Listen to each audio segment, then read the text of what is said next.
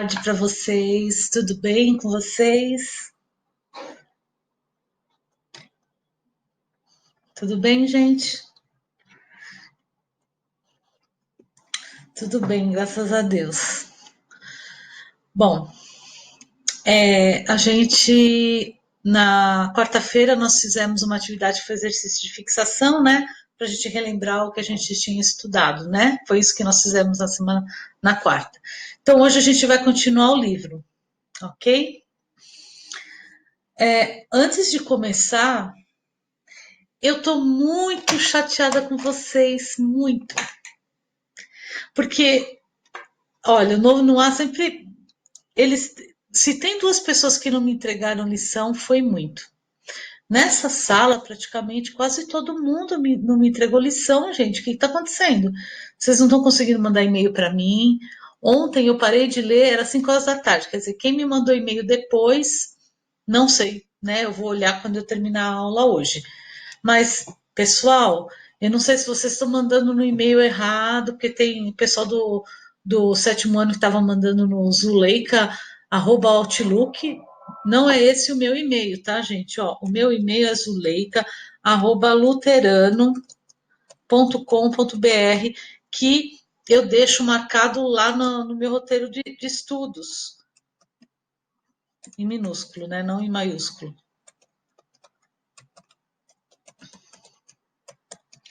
Quem não tá pondo ponto .br não tá chegando, tá? Eu mandei. Tá. Não, tudo bem, quer ver? Deixa eu ver aqui. Praticamente quem me entregou tudo foi o Henrique, Maria Helena, Maria Luísa,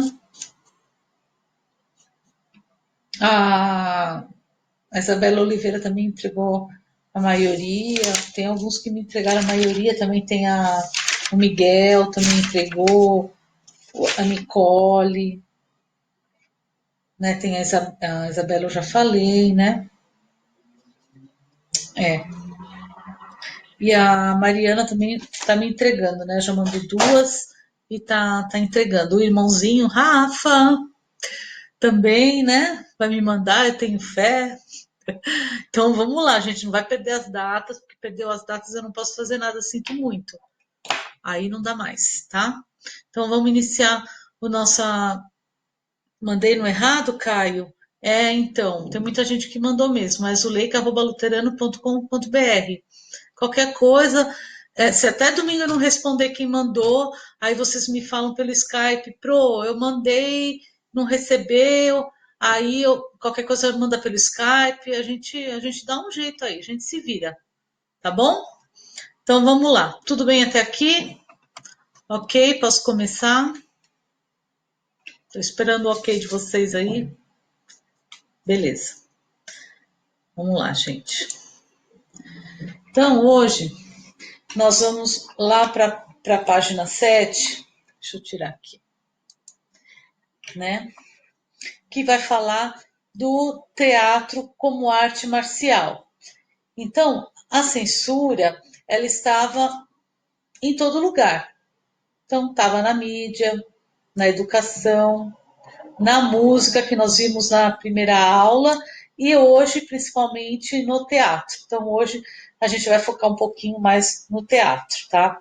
Então, foi no Teatro Ruth Escobar, né? Que teve uma apresentação de peça lá, a peça chama Roda Viva, que foi em 1968 que eles é, fizeram essa peça. Inclusive quem escreveu essa peça foi Chico Buarque, em 1967, né? E estreou em 68 no Rio de Janeiro, e depois veio para São Paulo. Então a primeira apresentação, né? A primeira temporada foi um sucesso, né? Tudo maravilhoso. Só que aí, quando a ditadura descobriu, aí virou símbolo contra a ditadura essa peça de teatro, tá? Então, aí nessa imagem mostra a cena da peça, que falava que os artistas, né, eles se transformavam em meros produtos da mídia E as pessoas que era o público que estava assistindo aceitavam numa boa tudo que eles mostravam lá, sem refletir em nada. Então eles estavam mostrando uma peça, falando para eles que não é assim. Aí eles mostravam o outro lado, que o que na realidade estava acontecendo, pelo que eles estavam passando. E falava muito da ditadura. E aí foi por isso que essa peça foi proibida, né? Aí mostra mais ou menos 20 pessoas do comando do terror aí, que é do comando ao comunismo, né? Então foram eles que invadiram o Teatro Ruth Escobar, em São Paulo, e aí começaram a espancar artistas.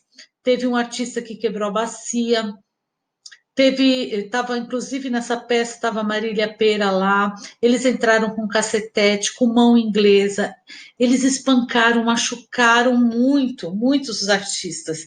E aí o que aconteceu? Eles quebraram tudo, ó. O camarim do teatro foi todo destruído, o cenário, a iluminação, né? Onde as pessoas ficavam sentadas, né? Nas cadeiras, aí tudo destruído.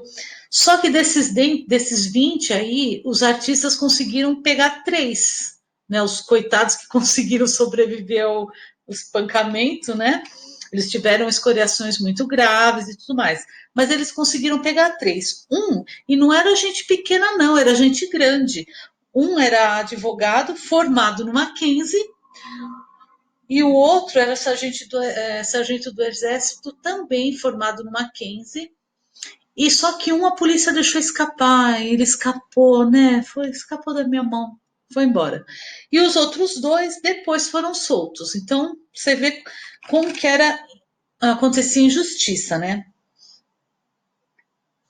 Aí eu mostro um pouco da violência, né, que era nas ruas e todo mundo que falava contra a ditadura, é assim, é revoltante de ver essas cenas. Não posso ver, eu fico revoltada. Olha o que eles faziam com as pessoas. Eles batiam mesmo, espancavam. Ó, esse outro aqui sendo arrastado pela perna, podia até quebrar a perna do homem, o braço. Eles não estavam nem aí. Eles faziam o que eles queriam, né? Simplesmente eles mandavam e eles faziam o que eles queriam. Bom, devido a isso, né, devido a tudo isso que aconteceu, teve essas violências e tudo mais. Esse Augusto Boal, ele foi diretor e dramaturgo, né? E ele falava muito que o teatro era como se fosse, entre aspas, né, uma arma que era usada para combater a injustiça que acontecia, né? Então, principalmente na ditadura, né?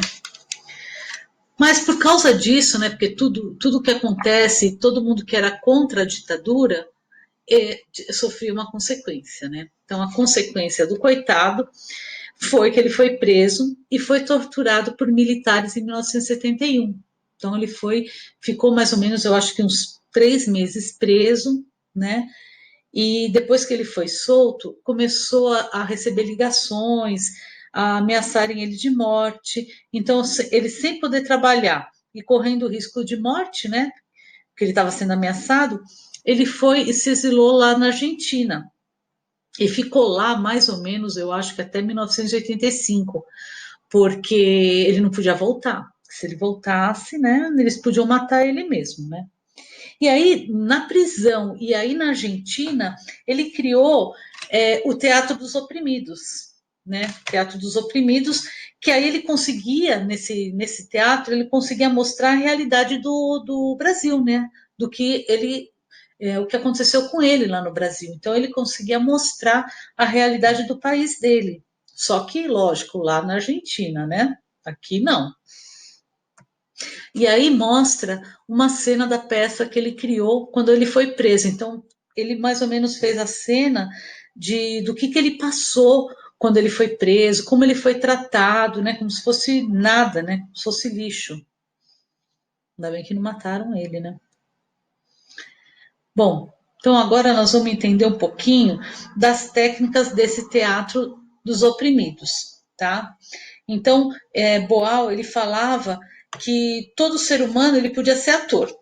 Mesmo que não tivesse feito teatro, não fosse profissional, ele conseguia ser ator, né?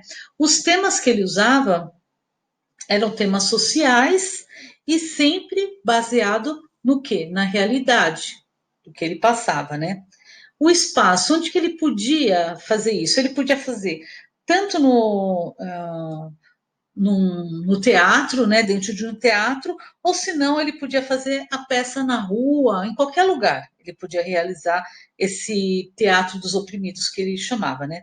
O objetivo dele era o quê? Transformar o espectador que estava lá passivo, lá sentadinho na cadeira dele, assistindo sem falar nada, virar um atuante, então virar um participador dessa peça. Então, fazendo o quê? Fazendo ele expor as suas ideias. Então foi assim. Aí, como é que ele fazia, né? Então, quais eram as técnicas que ele usava? Então, ele usou a técnica do invisível, que são atores que apresentam cena como se fosse real. Então, um exemplo aí do ônibus e aí no bar, né? Uma pessoa conversando. Então, o que acontece? Esses dois de pé são os atores. E aí eles começam a falar de algum problema polêmico, pode ser de racismo, sei lá, de qualquer coisa que seja o que eles querem expor, né? Então eles começam a falar e as pessoas que estão em volta podem se incomodar. E de repente tem gente que vira e fala assim: não, eu não acho que é isso. Eu não concordo com você, ou se não fala, não, é verdade, eu vi isso, aconteceu mesmo. E ou pode ser também aquela pessoa que fica expõe as ideias. Você pode pôr as ideias diretamente, aquela que vai e fala, ou se não indiretamente. A pessoa está do lado de alguém e fala, nossa, eu não concordo, mas não chega a falar com a pessoa que está lá. Então, ele fazia o espectador participar dessa maneira, invisivelmente, quer dizer, a pessoa não sabia que eles eram atores, e eles iam lá e faziam essa cena, tá? Também tinha o teatro de imagem. Então, o teatro de imagem, ele não tem palavras, mas somente a interpretação do corpo. Então, pode ser que a pessoa interprete mostrando, assim, que nem essa imagem aqui do lado esquerdo, né? Que ele pode mostrar interpretando o corpo, ou simplesmente ser uma estátua. Mas para isso você tem que dar argumentos para o que você quer mostrar. Então, objetos, né, para a pessoa entender o que acontece. Então, aqui mostra, vamos dizer, o machismo, o assédio, né, na mulher. Então, as pessoas viram estátuas e elas simplesmente, com a imagem, elas conseguem expor o que elas estão pensando, tá? E nós também temos o teatro fórum, né? Então eles representam uma cena até a apresentação do problema, do que ele quer expor, vamos dizer, seja a ditadura, por exemplo. E aí depois eles propõem para o espectador, para aquela pessoa que está assistindo, mostrar a solução. Mas de que maneira? Encenando. Então, de repente, ele pega e chama uma pessoa e fala assim: ah, você concorda com isso? Não, então vem aqui participar. Então é meio que uma improvisação, né? Mas você vai expor a sua ideia lá na frente para todo mundo, e aí ele acaba fazendo, explicando para ele, ó, você vai então encenar isso e você vai mostrar, encenando como é que você expõe a sua ideia. E a pessoa vai lá e faz a cena. Então, era uma maneira dele fazer o público pensar, porque o que acontecia? As pessoas não pensavam, tudo que era posto na mídia, tudo maravilhoso, tudo estava acontecendo maravilhoso, as pessoas acreditavam e não era isso que estava acontecendo. Então, ele queria abrir os olhos. Lógico que para isso ele teve que fugir do país, né? Mas ele conseguiu. E aí ele foi bem visto lá fora, né? Muitos, hoje, até hoje, usam o teatro dos oprimidos, né? Então é bem interessante. Bom, pessoal, Comando Vermelho é bem isso daí mesmo, né? Eu fui até fui da página 7 até a 10, tá? Então eu falei do ator, né? Do diretor Boal, e depois na próxima aula, então, eu continuo a matéria com vocês. Se vocês gostaram de saber dessa parte aí, então foi só na música que eles sofreram opressões, né? Também foi no teatro.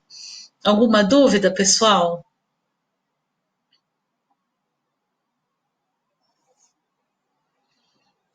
Ótimo, gente. Então, olha, eu espero vocês me entregarem as atividades. Eu não vou mais falar nada, eu não vou mais pedir nada, gente. Só isso, tá? Porque já tem muita lição acumulada aí e eu tô com medo de vocês. Não quero também que vocês fiquem sobrecarregados. Eu dou bastante tempo para entregar, ok? Eu deixei o meu e-mail aí, também nos roteiros de estudo eu deixo os e-mails também certinhos. Se não qualquer coisa, me chama no Skype, tá? Sem problema nenhum. Ok, pessoal? Vou esperar o Lucas responder, falar, que ele quer falar aí para mim. Ai, é muito ruim, gente, não ver a cara de vocês.